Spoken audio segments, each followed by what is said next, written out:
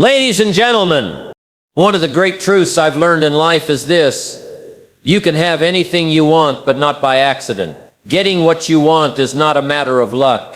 It's a matter of design. Success leaves clues, and if you're willing to follow those clues, there's no limit to what you can achieve. Now the question is, what do you want? I mean, really. What do you want? Not just a better life or more money? Those are vague wishes. I'm talking about a clear picture. If you aim at nothing, you'll hit it every time. Most people never get what they want in life simply because they never decide exactly what it is. They go through their days reacting to whatever shows up, instead of creating a vision for what they want to make happen. You've got to be specific. Vague goals produce vague results. You can't say, "I'd like a better life," and expect the universe or the marketplace to deliver it wrapped with a bow. Better according to who? Better compared to what? If you don't define it, you leave it to chance, and chance is a poor designer. When I was young, I learned that the first step to getting anything is to decide in detail what it is. Not just the category, but the exact model. Don't just want a car. Choose the make, the model, the color, the year. Don't just want to be healthy. Set a target weight, pick a date, know how you'll feel and look when you arrive there. Your mind works best when it has a precise aim. If your aim is blurry, your results will be blurry. Some people are afraid to decide because they fear they'll fail. They think, if I don't set a specific target, I can't miss.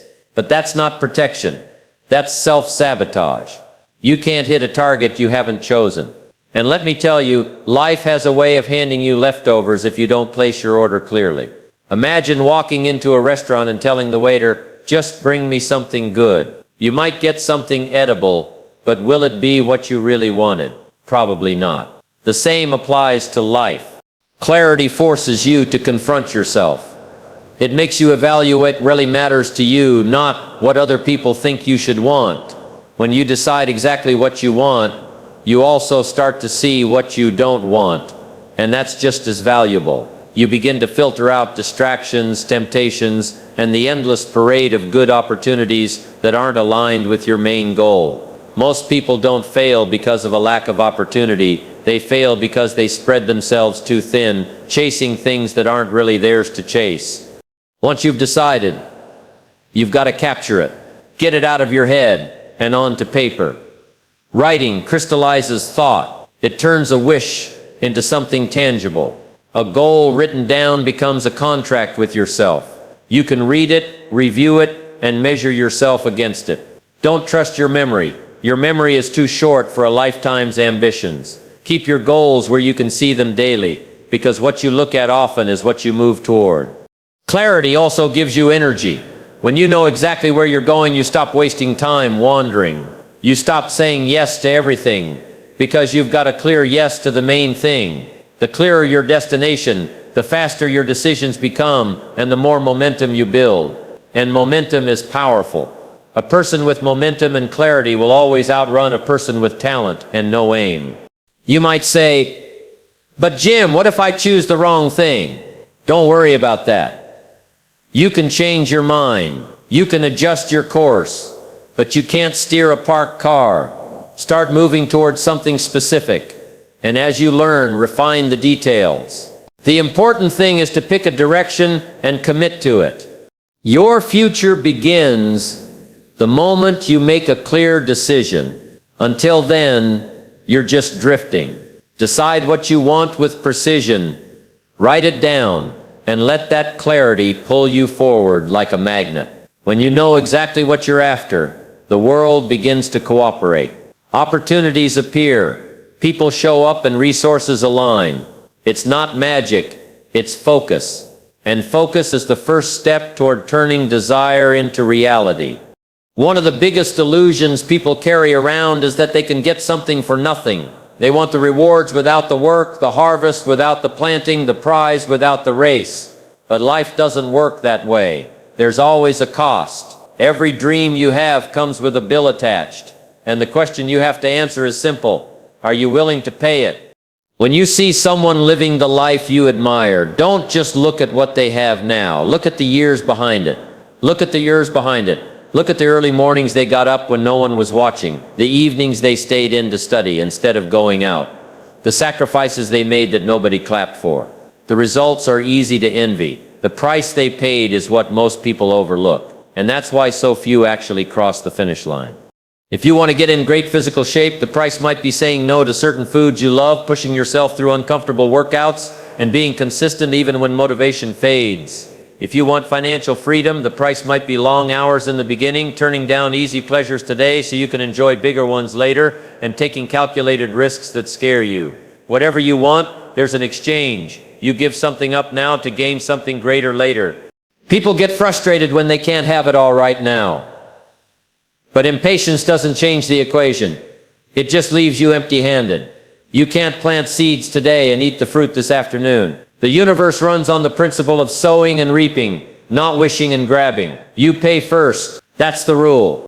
Sometimes the cost isn't just effort, it's discomfort. It's walking into situations where you feel unprepared, learning skills that stretch you, putting yourself in rooms where you're the least experienced person. Growth has a way of making you feel awkward, clumsy, and even foolish at times. But that's part of the payment.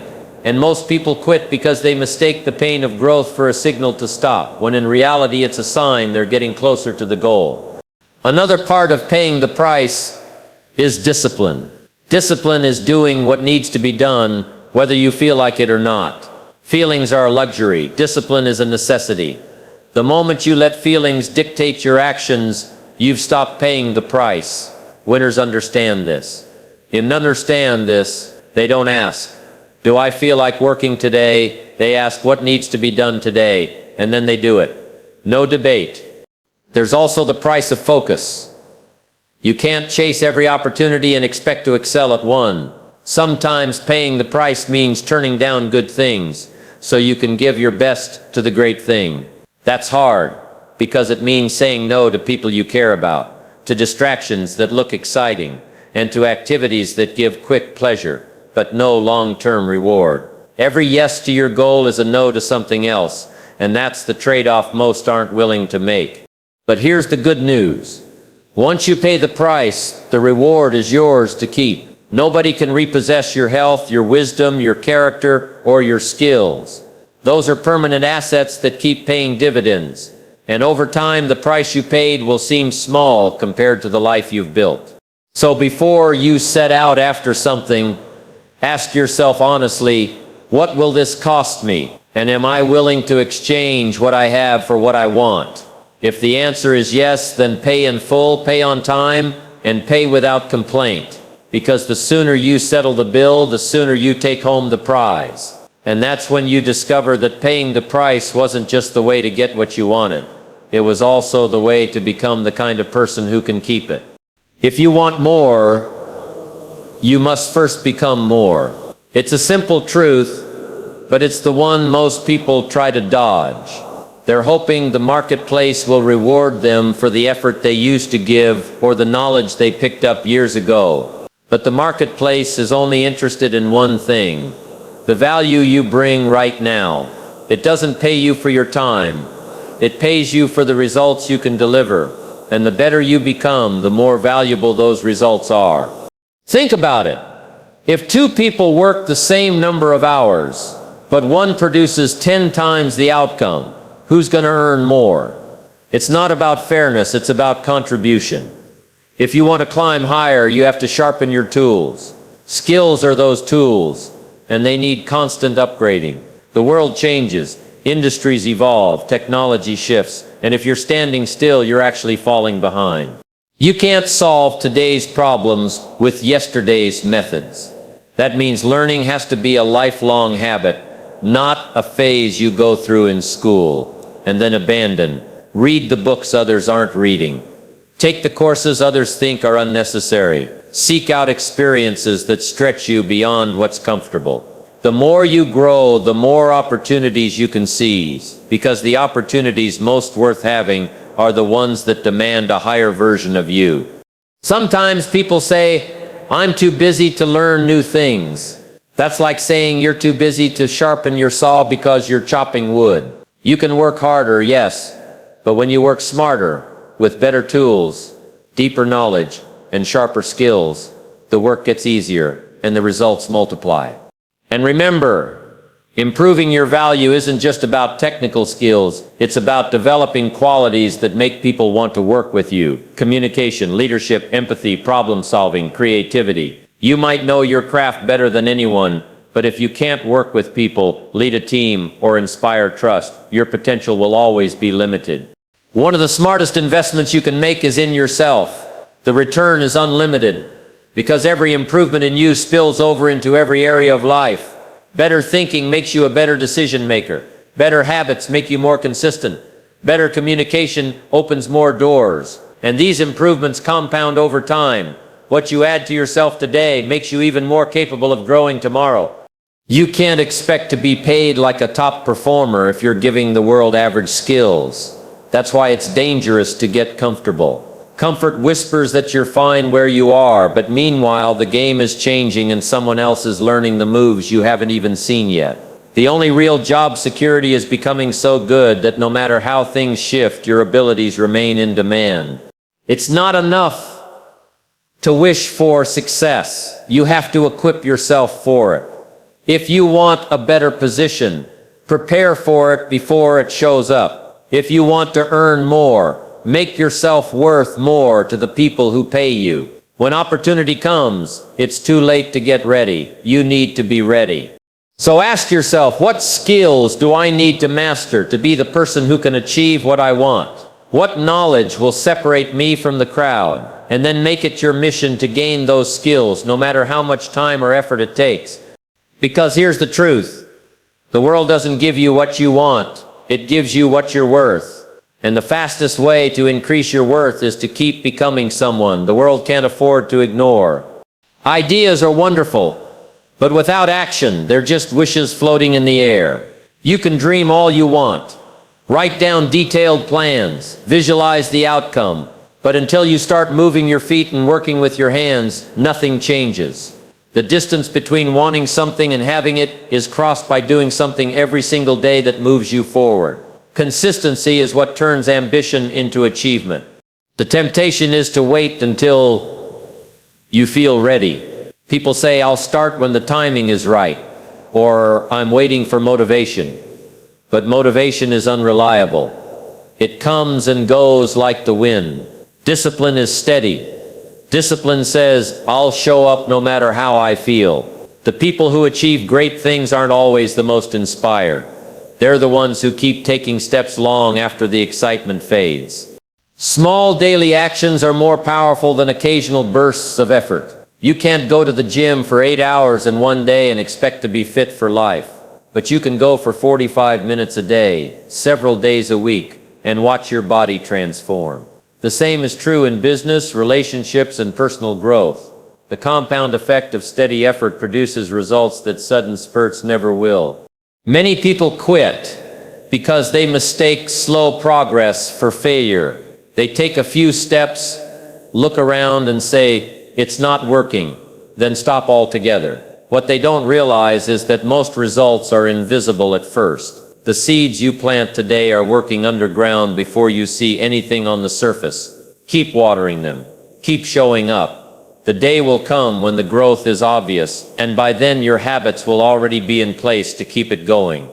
Another trap is overthinking. You can analyze an idea for so long that you never actually take action on it.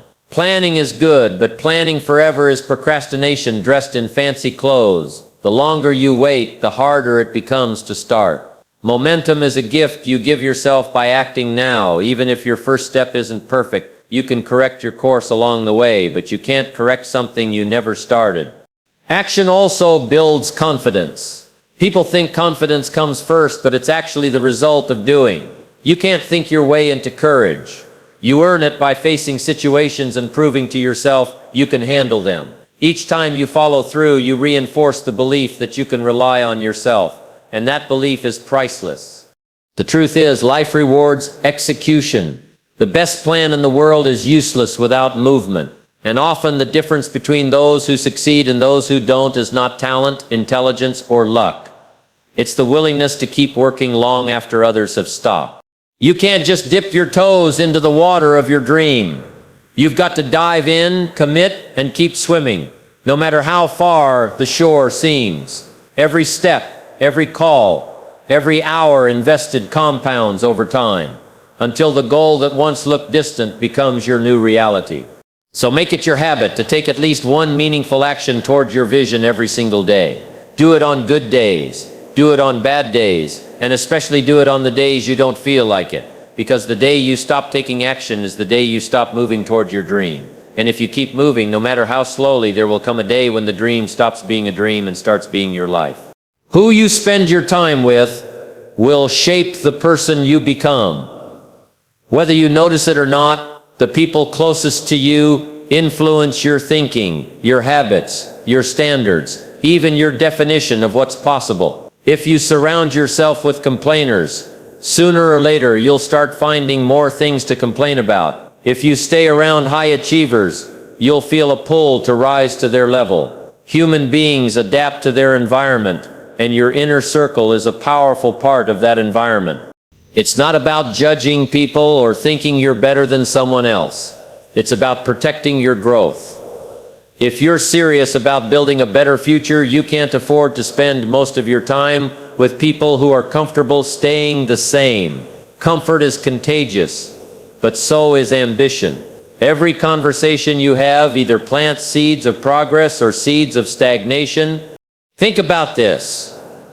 If you were training for a marathon, would you spend your evenings with people who never exercise and don't understand why you'd put yourself through that? Probably not. You'd find other runners, people who know the discipline it takes, who encourage you when it's hard, and who celebrate your milestones because they've been there themselves. Your goals require the same kind of environment, one where the people you're with believe in striving, learning, and improving. Sometimes upgrading your circle means making tough choices.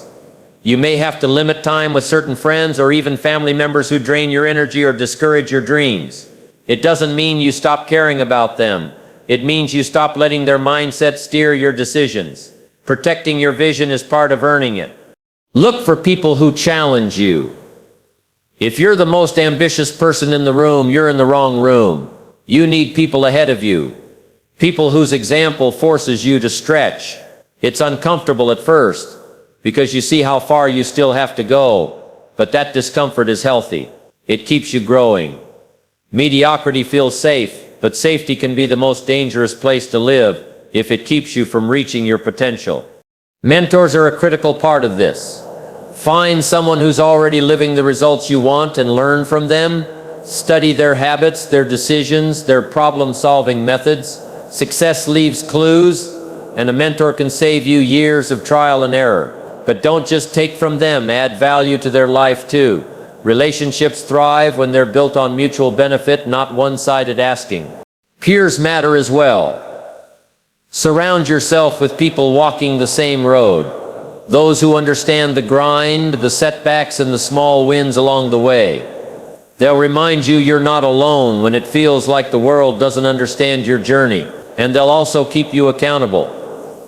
Because it's harder to make excuses when your peers are out there putting in the work. The energy of your circle will either propel you forward or weigh you down. Negative, pessimistic voices act like anchors. Positive, driven, and disciplined voices act like sails. You get to choose which ones you attach to your boat.